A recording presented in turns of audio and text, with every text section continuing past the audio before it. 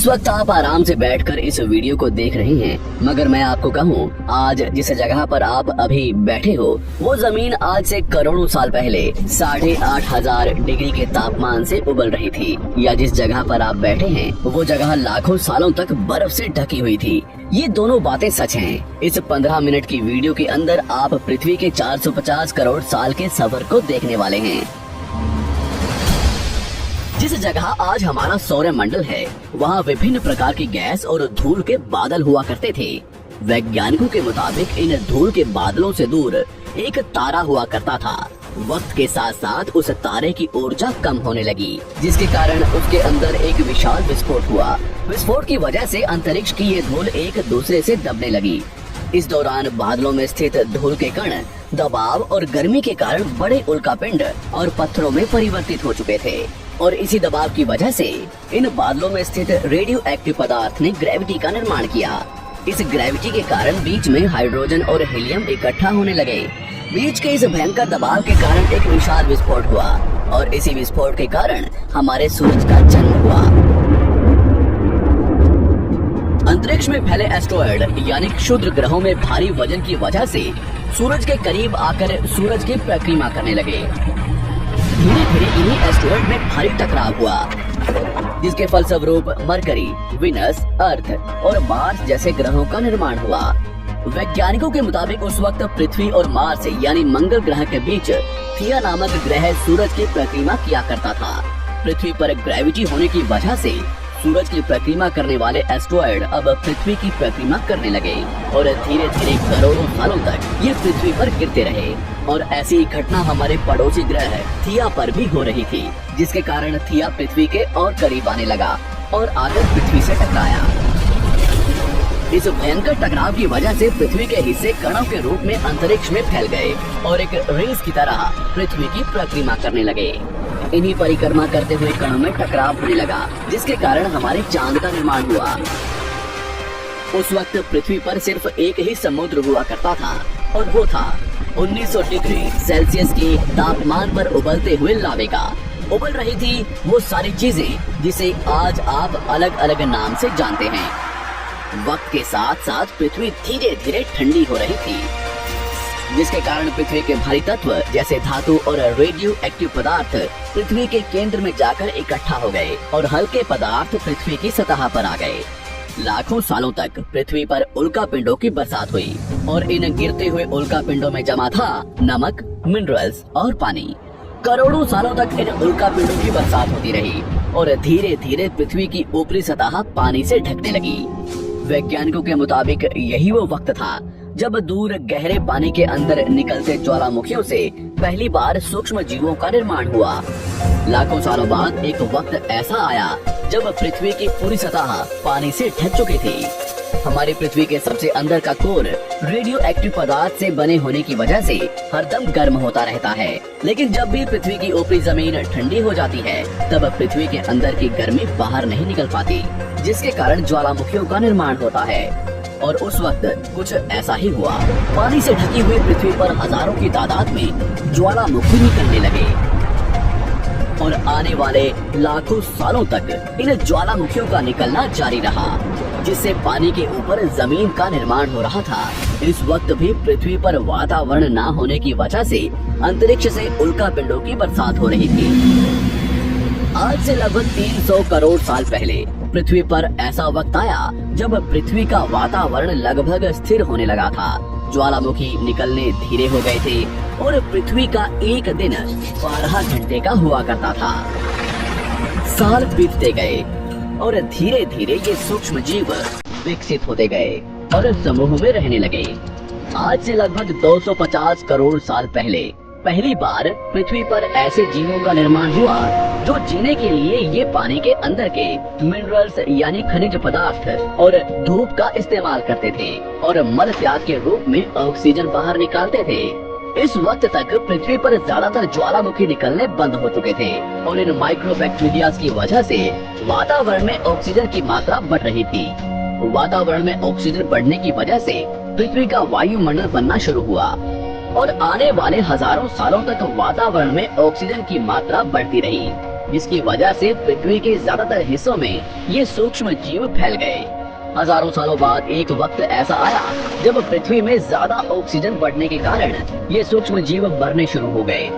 उस वक्त तक पृथ्वी का वातावरण ठंडा होने के साथ साथ ऑक्सीजन से भी भर चुका था, जिसके कारण जमीन और वातावरण में स्थित आयरन यानी लोहे के मिनरल्स पानी में स्थित ऑक्सीजन से रिएक्ट होने लगे। और एक वक्त ऐसा आया जब पृथ्वी की जमीन आज के मार्स के जैसे लाल हो चुकी थी। वक्त बीतने के साथ साथ धरती की टेक्टोनिक प्लेट्स में दरार होने लगी, जिसके कारण पृथ्वी के अंदर का लावा जमीन की तरह कई लाखों सालों तक खुला उबलता रहा। और यही वो कारण था जिसके कारण पृथ्वी के वातावरण में कार्बन डाइऑक्साइड की मात्रा बहुत बढ़ गई और पृथ्वी पर एसिड की वर्षा शुरू हो गई। एसिड रेन की वजह से पृथ्वी का तापमान घटने लगा और तापमान इतना घटा कि पृथ्वी के ऊपर स्थित पानी बर्फ में परिवर्तित होने लगा। पृथ्वी पर पहली बार भयंकर आइस एज आया। इस वक्त पूरी पृथ्वी सफेद बर्फ से ढक चुकी थी। आमतौर पर जब धरती पर सूरज की किरणें गिरती हैं, तब जमीन उन किरणों को सोख लेती है, मगर क्योंकि पूरी पृथ्वी बर्फ से ढक चुकी थी और क्योंकि बर्फ सफेद और चमकीली होती है, जिसके कारण सूरज की किरणें धरती पर गिरने के बाद वापस चली जाती थी। इसी कारण से पृथ्वी कई लाखों सालों तक बर्फ से ढकी रही, मगर फिर से पृथ्वी के अंदर स्थित गर्मी ज्वालामुखी के रूप में निकलना शुरू हो गई और इन ज्वालामुखियों से निकलने वाली गर्मी ने बर्फ को पिघलाना शुरू कर दिया। इसी बीच पृथ्वी की गहराई में बचे कुछ सूक्ष्म जीव धीरे धीरे बदल रहे थे और अब वो ऑक्सीजन को अपने शरीर को बड़ा और जटिल बनाने के लिए इस्तेमाल करने लगे थे। इस बीच पानी में अलग से भी छोटे समुद्री पौधे निकलने शुरू हो चुके थे। बाहर जैसे जैसे निकल रहे थे, वैसे वैसे वातावरण कार्बन डाइऑक्साइड की वजह से गर्म हो रहा था। वक्त के साथ साथ बर्फ तो पिघलने लगी, मगर धरती पर फिर से एसिड की वर्षा शुरू हो गई, जिसके कारण फिर पृथ्वी ठंडी होने लगी और फिर पृथ्वी की ज्यादातर सतह बर्फ से ढक गई। ऐसा बार बार कई हजारों सालों तक होता रहा और इसी कारण से अब समुद्री जीव धीरे धीरे वातावरण के हिसाब से विकसित हो रहे थे। इस बीच कई सारे जीव और समुद्री जंगल विलुप्त हो गए, मगर जो बच गए वो धीरे धीरे पृथ्वी के बदलते तापमान के हिसाब से ढलते गए और अब हजारों सालों बाद समुद्री पेड़ बर्फ की वजह से पूरी तरह से मरते या सूखते नहीं थे। अब सूक्ष्म जीव समुद्री जीव बन चुके थे। जब फिर से ज्वालामुखियों ने पृथ्वी की बर्फ को पिघलाना शुरू किया, तब ये समुद्री पेड़ जल्दी विकसित होकर फैल गए। धीरे धीरे वातावरण में ऑक्सीजन की मात्रा बढ़ने लगी और पृथ्वी पर होने वाली एसिड की वर्षा कम होने लगी। वातावरण में ऑक्सीजन आने की वजह से पृथ्वी की ओजोन लेयर्स मोटी होने लगी और आज से लगभग 47 करोड़ साल पहले पृथ्वी की ऊपरी सतह पर पहली बार मोसोस नामक प्लांट उगना शुरू हुआ। वक्त के साथ साथ जमीन पर अलग अलग प्रकार के पौधे और पेड़ उगना शुरू हुए। एक वक्त ऐसा आया जब जमीन के पेड़ों की लंबाई लगभग 80 से 100 फीट जितनी या आज के 5 से 6 मंजिला बिल्डिंग जितनी ऊंची हो चुकी थी। ये वो वक्त था जब समुद्री जानवर समुद्र से बाहर निकल रहे थे और जमीनी जानवरों में परिवर्तित हो रहे थे।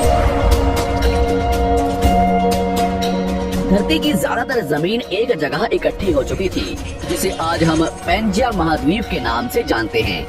पृथ्वी का वातावरण और तापमान लगभग स्थिर हो चुका था और अब करीब 21 से 23 घंटे का दिन हुआ करता था।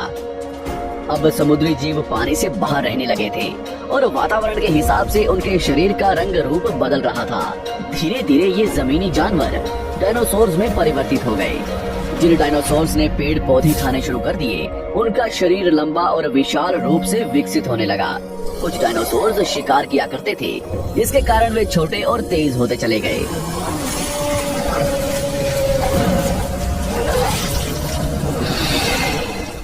पृथ्वी की ऊपरी जमीन एक जगह इकट्ठी होने के कारण ज्यादातर जमीन रेगिस्तान और बंजर हो चुकी थी। ज्यादातर जंगल समुद्र के करीब हुआ करते थे, जिसमें डायनासोर्स रहा करते थे। आज से लगभग 20 करोड़ साल पहले पैंजिया महाद्वीप टूटना शुरू हो गया। पैंजिया के विभाजित होने की वजह से पृथ्वी की ज्यादातर ऊपरी जमीन पानी के संपर्क में आने लगी, जिसके फलस्वरूप पृथ्वी पर हरियाली बढ़ती गई, जिस वजह से डायनासोर्स और ज्यादा विभिन्न और विशाल होते चले गए। डायनासोर्स ने आने वाले लगभग 20 से 30 करोड़ सालों तक पृथ्वी पर राज किया। उस वक्त डायनासोर्स समुद्र से लेकर जमीन और आसमान तक पूरी पृथ्वी पर राज किया करते थे। इस दौरान अफ्रीका से टूटा भारत सीधे आकर आज के तिब्बत से टकराया और इस टकराव की वजह से हिमालय का निर्माण हुआ। आज से लगभग 6.5 करोड़ साल पहले पृथ्वी की तरफ आज के माउंट एवरेस्ट से भी बड़ा लगभग 4.5 लाख करोड़ किलो जितना वजनीय उल्कापिंड लगभग 80,000 किलोमीटर प्रति घंटे की स्पीड से पृथ्वी की तरफ आ रहा था। पृथ्वी की सतह को छूते ही उसमें भयंकर आग लगी और वो जलते हुए सीधा पृथ्वी से टकराया। इस टकराव से निकलने वाली ऊर्जा आज के 10 करोड़ परमाणु बम एक साथ फटने के बराबर थी। जहाँ ये उल्कापिंड गिरा वहाँ के जानवर और पेड़ तुरंत भाप बनकर जल गए। गिरते ही पृथ्वी पर पूरी तरह धूल फैलने लगी। समुद्र में भयंकर बाढ़ आने लगी। भूकंप और आग ने पृथ्वी को जलाना शुरू कर दिया। कुछ ही घंटों में पूरी पृथ्वी के वातावरण में हानिकारक गैस और धूल की वजह से पृथ्वी नर्क हो चुकी थी। डायनासोर्स, घुटन, आग और भूखमरी से पूरी तरह विलुप्त हो गए। इस वक्त हमारे पूर्वज जमीन के अंदर रहा करते थे, जिसके कारण वो इस विशाल प्रलय से बच गए। पृथ्वी का वातावरण पूरी तरह से काला और अंधेरा हो चुका था, जिससे धूप भी जमीन तक नहीं पहुंच पा रही थी। पृथ्वी के पेड़ और ज्यादातर जानवर विलुप्त हो गए। वातावरण में धूल और हानिकारक गैस के कारण पृथ्वी पर फिर से एसिड की वर्षा शुरू हो गई और फिर पृथ्वी ठंडी होकर बर्फ से ढक गई। लेकिन इस बार पृथ्वी की बर्फ लाखों सालों तक नहीं जमी रही और 80 से 90 हजार साल बाद ये बर्फ पिघलनी शुरू हो गई। जैसे ही धरती पर वातावरण फिर से पहले जैसा होने लगा, वैसे ही ये छोटे जीव जमीन से बाहर आना शुरू हो गए। उस वक्त पृथ्वी की बर्फ पिघलनी शुरू ही हुई थी, जिसके कारण अफ्रीका में घने ठंडे जंगल हुआ करते थे और इसी बीच ये जमीनी जीव बंदरों में परिवर्तित हुए। मगर जैसे जैसे पृथ्वी गर्म होने लगी, वैसे वैसे अफ्रीका के ये जंगल सूखने लगे। जंगल की चीजें खाने वाले बंदरों को खाने की कमी होने लगी। खाने की तलाश में इन बंदरों ने अपने पैरों पर चलना शुरू कर दिया, जिससे उन्हें दूसरे जानवरों के शिकार करने में मदद मिलती थी। धीरे धीरे बंदर एप्स यानी वानर में परिवर्तित हुए। खाने की तलाश में एप्स पृथ्वी के दूसरे हिस्सों में फैलने लगे और धीरे धीरे उनके शरीर का रंग रूप वहाँ के मौसम के हिसाब से बदलता गया। वक्त के साथ साथ हम आदिवासी बने। हमने हथियारों से लेकर आग का आविष्कार किया। हम धीरे धीरे इंसान के रूप में विकसित हुए। हमने धर्म से लेकर परिवार, भाषा और संस्कृति का निर्माण किया और वक्त के साथ साथ हम विकसित होते चले गए और आज हम इस पृथ्वी की सबसे विकसित प्रजाति बन चुके हैं। पृथ्वी को आज के जैसे बनने में लगभग 450 करोड़ साल का वक्त लगा है और हमें एक छोटे जमीन में रहने वाले जानवर से इंसान बनने में कई लाखों सालों का।